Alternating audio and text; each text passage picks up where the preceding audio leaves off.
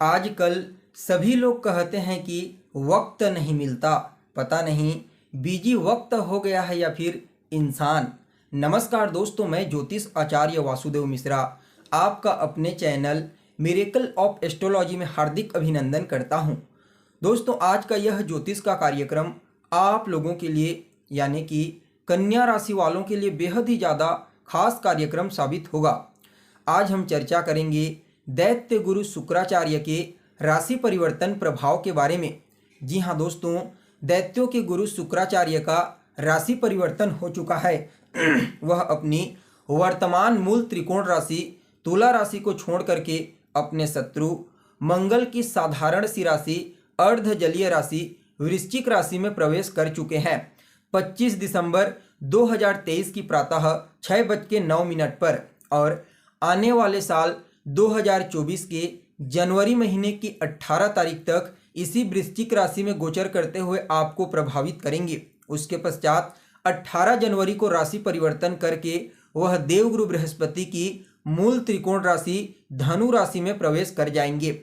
तो ऐसे में दोस्तों बड़े विस्तार के साथ जानने का प्रयास करेंगे शुक्र महाराज का यह राशि परिवर्तन वृश्चिक राशि में गोचर करना आपके लिए किस प्रकार से बेनिफिशियल साबित हो सकता है।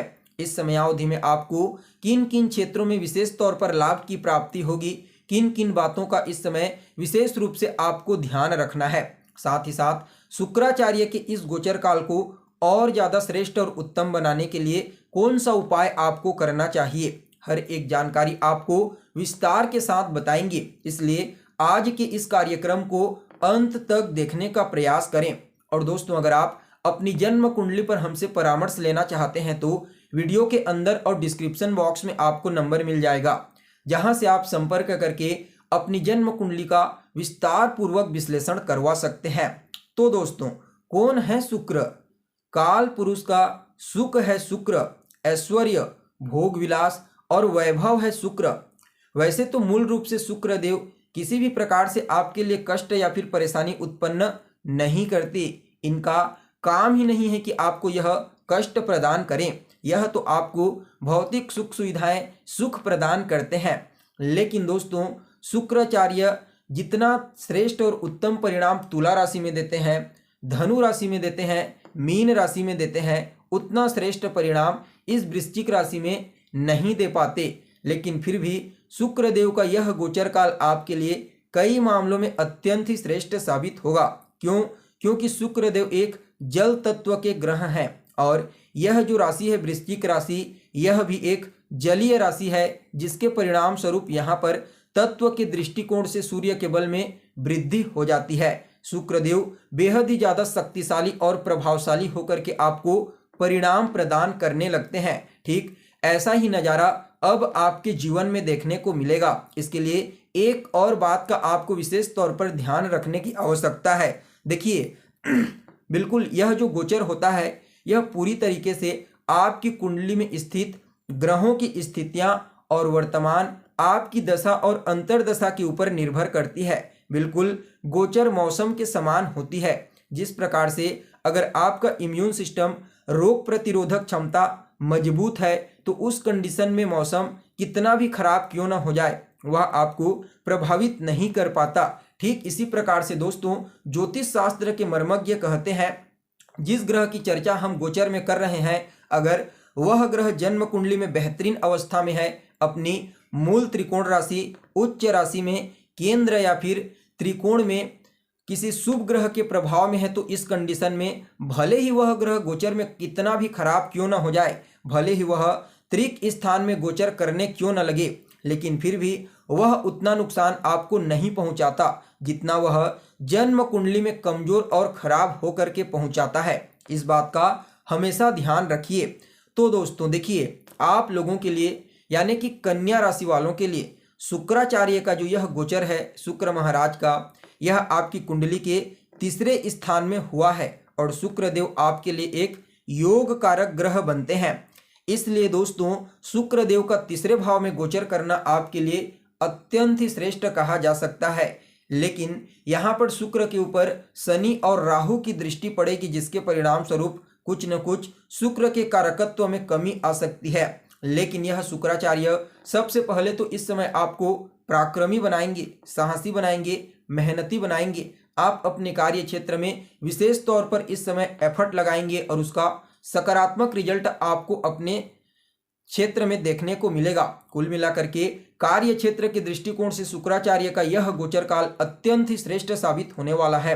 इस समयावधि में आपके जीवन में भले ही कितना ही कठिन कार्य क्यों न हो, कितने ही कठिन योजना पर आपको कार्य क्यों न करना पड़े, लेकिन बड़ी ही सहजता और सरलता के साथ आप उस कार्य को अंजाम देंगे। इस समय छोटे भाई बहनों के साथ थोड़ा बहुत वैचारिक मतभेद, वाद विवाद होने की संभावना दिखाई दे रही है, क्योंकि यहाँ पर शुक्र के ऊपर राहु और शनि की दृष्टि पड़ेगी।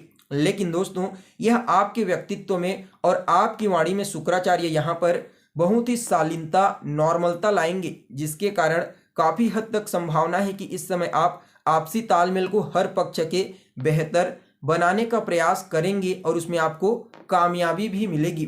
तो वहीं जो जातक लेखन कला से जुड़े हुए हैं, जो जातक मीडिया के फील्ड से जुड़े हुए हैं, फिल्म इंडस्ट्री में काम करते हैं, उनको भी इस समय अपने कार्य क्षेत्र में आगे बढ़ने का, तरक्की करने का कुछ नया अवसर प्राप्त होने वाला है। देखा जाए तो इस समयावधि में आपके अंदर आत्मविश्वास परिपूर्ण मात्रा में रहेगा। इस समय हर मुश्किल परिस्थिति में आप लोहा लेने के लिए तैयार रहेंगे। चैलेंजिंग कार्यों में आपको मजा आएगा। तो ऐसे में आप लोगों की मदद भी काफी हद तक इस गोचर काल के दौरान करने वाले हैं और उसका परिणाम भविष्य में चल करके उन्हीं लोगों के द्वारा आपको प्राप्त होगा। इस समय सामाजिक क्षेत्र में आपकी छवि बहुत ही जबरदस्त तरीके से आगे बढ़ने वाली है, लेकिन राहु और शनि की दृष्टि पड़ने के कारण थोड़ा बहुत धूमिल होने की संभावना भी यहाँ पर दिखाई दे रही है। इसका भी आपको विशेष तौर पर ध्यान रखने की आवश्यकता है। तो वहीं भाग्य भाव पर दृष्टि डाल करके आपके भाग्य को तो जागृत करेंगे ही करेंगे, साथ में इस समय आपके पिता के साथ आपके आपसी तालमेल बेहतर रहेंगे। पिता का सहयोग आपको इस समय मिलेगा।